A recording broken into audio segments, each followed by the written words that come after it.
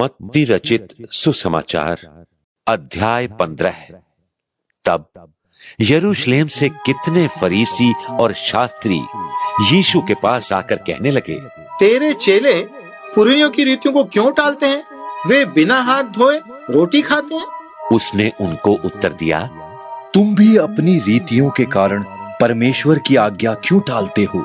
क्योंकि परमेश्वर ने कहा था, अपने पिता और अपनी माता का आदर करना, और जो कोई पिता या माता को बुरा कहे वो मार डाला जाए। पर तुम कहते हो, यदि कोई अपने पिता या माता से कहे, जो कुछ तुझे मुझसे लाभ पहुंच सकता था वो परमेश्वर को अर्पित किया जा चुका है, तो वो अपने माता पिता का आदर न करे। सो तुमने अपनी रीतियों के कारण परमेश्वर का वचन टाल दिया। हे कपटियों, यशायाह ने तुम्हारे विषय में ये भविष्यवाणी ठीक ही की है।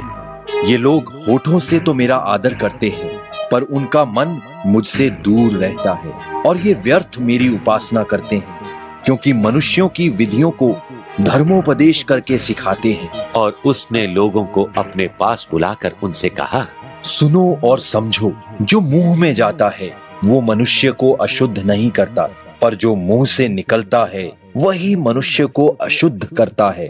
तब चेलों ने आकर उससे कहा, क्या तू जानता है कि फरीसियों ने ये वचन सुनकर ठोकर खाई है? उसने उत्तर दिया, हर पौधा जो मेरे स्वर्गीय पिता ने नहीं लगाया उखाड़ा जाएगा। उनको जाने दो, वे अंधे मार्ग दिखाने वाले हैं। अंधा यदि अंधे को मार्ग दिखाए तो दोनों गड्ढे में गिर पड़ेंगे। ये सुनकर पतरस ने उससे कहा, ये दृष्टांत हमें समझा दे।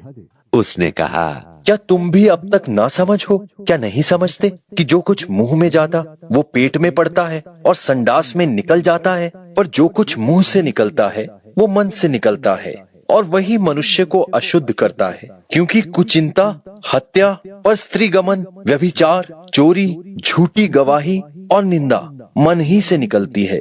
ये ही हैं जो मनुष्य को अशुद्ध करती हैं, परंतु हाथ बिना धोए भोजन करना मनुष्य को अशुद्ध नहीं करता।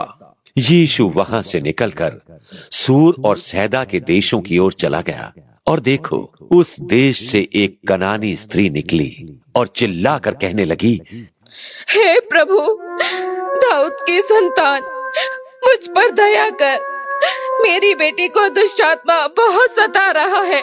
पर उसने उसे कुछ उत्तर न दिया। उसके चेलों ने आकर उससे विनती कर कहा, इसे विदा कर, क्योंकि वो हमारे पीछे चिल्लाती आती है।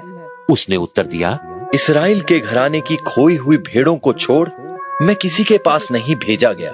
पर वह आई और उसे प्रणाम कर कहने लगी, हे प्रभु, मेरी सहायता कर। उसने उत्तर दिया, लड़कों की रोटी लेकर कुत्तों के आगे डालना अच्छा नहीं।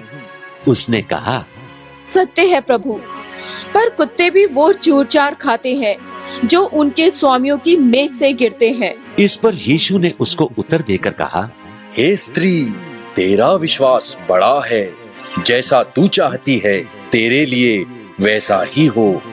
और उसकी बेटी उसी घड़ी चंगी हो गई।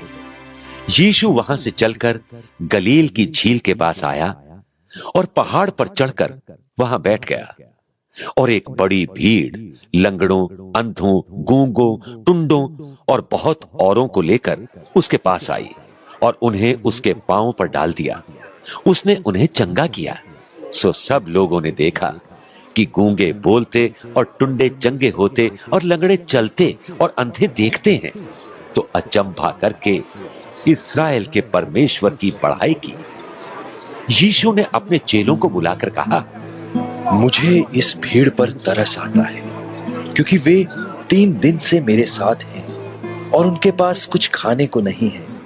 मैं उन्हें भूखा विदा करना नहीं चाहता, कहीं ऐसा ना हो कि मार्ग में थक कर रह जाएं। चेलों ने उससे कहा, हमें इस जंगल में कहां से इतनी रोटियां मिलेंगी कि हम इतनी बड़ी भीड़ को तृप्त कर सके? यीशु ने उनसे पूछा, तुम्हारे पास कितनी रोटियां हैं? उन्होंने कहा, 7 और थोड़ी सी छोटी मछलियां। तब उसने लोगों को भूमि पर बैठने की आज्ञा दी, और उन 7 रोटियों और मछलियों को ले धन्यवाद करके तोड़ा और अपने चेलों को देता गया, और चेले लोगों को सो सब खाकर तृप्त हो गए और बचे हुए टुकड़ों से भरे हुए 7 टोकरे उठाए और खाने वाले स्त्रियों और बालकों को छोड़ 4000 पुरुष थे। तब वो भीड़ को विदा कर नाव पर चढ़ गया और मगदन देश के सिवानों में आया।